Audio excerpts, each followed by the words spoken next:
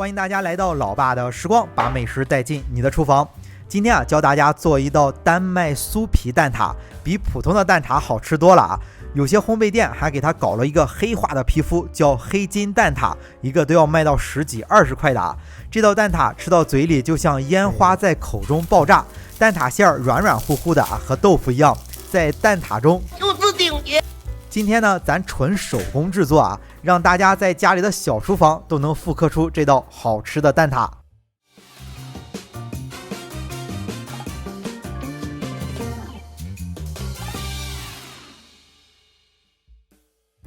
首先，咱们先来和一块做蛋挞的面皮，是面盆中加入120克常温的水，还有20克的白砂糖，简单搅拌，先把白糖融化。简单搅拌后，再加入250克的中筋粉，就是家里做包子、馒头最长的那种面粉，还有40克的黄油，然后揉成面团。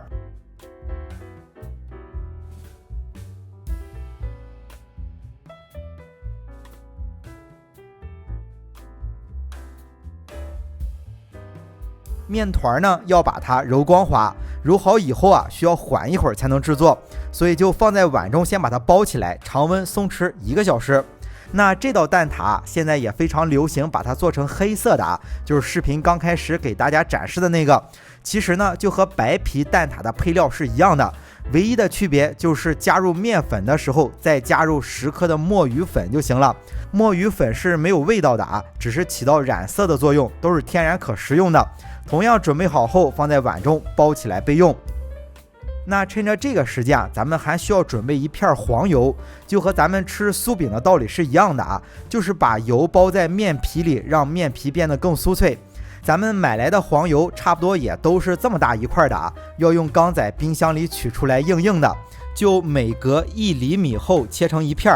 每一块面皮4片黄油就够了。因为咱们是手工制作嘛，所以得把这4片黄油拼接一下，方便下一步的操作。这4片黄油呢，咱们放在硅油纸里，就把它包起来，慢慢擀压成一大片，大概就擀压到长宽都有20厘米左右。最近这个天气啊，像北方不冷不热的啊，就非常适合做蛋挞。太热的话，黄油融化太快就不好操作了。所以想自己做蛋挞的朋友，最近这段天气做起来啊，难度会稍微低一点。黄油就擀成这样之后啊，咱们就放在冰箱里把它冷冻保存，等面团松弛好了再来制作。做蛋挞最关键的一步就是把黄油包在面皮里，网上的教程啊也是多了去了啊。不过老爷子做美食啊，咱都是想怎样降低难度，但又不影响质量，所以这一步大家好好的听我讲一下，制作起来肯定也是没问题的。首先面团松弛上1个小时就变得比较软了，这个时候啊，撒少许面粉防粘，把面团先擀成一张面皮，就刚好能包上那片黄油就行。考虑到这一步啊是有点难的，所以在这个配料上呢就折中了一下，咱把这个面团做的小一些，这样操作起来就更容易。但是呢，小的蛋挞也能做20多个，稍微大点的也能做10多个左右了，做一次也够全家吃的了啊！所以这个配料也是精心计算过的。咱把黄油包在面皮里之后啊，4周按压紧实，再用轻压轻擀的方式开酥。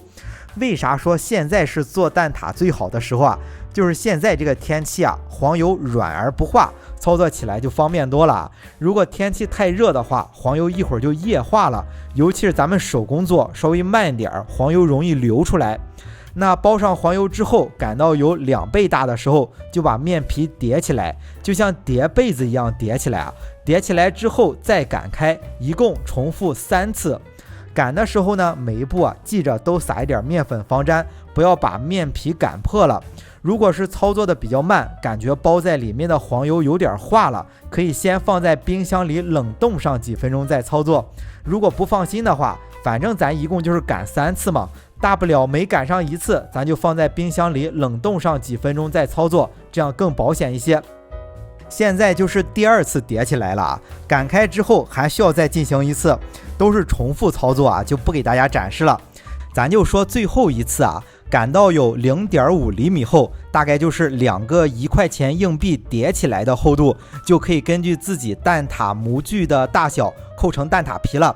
今天做的这个算是比较大的蛋挞了，是直径9厘米左右的太阳花蛋挞，能做10个左右。视频里这个做法是最正宗的做法了，做出来好看又酥脆。不过这个边角料啊会浪费比较多，咱们用的材料啊都比较好，这样做啊确实有点亏。还有一种办法就是把面皮这样卷起来，放在冰箱里稍微一冷冻，就冷冻上半个小时吧，然后切成有1厘米厚的薄片来用，这样的话就不浪费材料了。但是这种做法呢，只能做最普通的那种蛋挞，就是那种比较小的，大概有6厘米左右的吧，因为这样切出来的蛋挞皮支撑性不好，不能做太大的。那别管是用哪种方法来做蛋挞皮，如果是想着储存在冰箱里，一定要把蛋挞皮先放在这个模具里，再放入冰箱。蛋挞皮一般会比模具小一点，需要手动的按压在模具里，尽量底部用点力，稍微薄一点，把面皮往上面推，上面厚一点，这样严丝合缝的放在模具里之后，然后再放入冰箱保存。如果直接把蛋挞皮放在冰箱里保存，用的时候解冻了再放入模具，那按压的时候很容易开裂的。那蛋挞皮做好之后啊，后面就简单了。吃的时候呢，咱们再调点蛋挞液，给大家一个不甜又特别好吃的配料。首先是碗中加入250克的纯牛奶，